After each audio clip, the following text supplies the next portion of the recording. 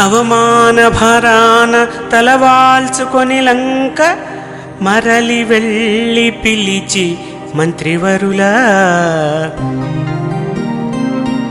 బ్రహ్మదేవుడు నాకు వరములిచ్చిన నాడు మానవుల చేసావు మరచినాను.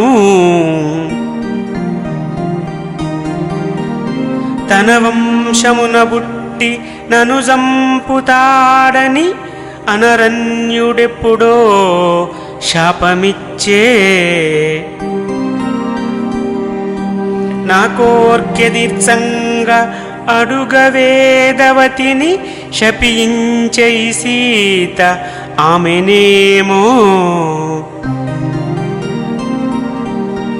నాడు నందీశ్వరుని చూసి నవ్వినప్పుడు వానరుల చేత మృత్యువు వాడి వల్ల ఇంకనెందరో నన్ను శపించినారు.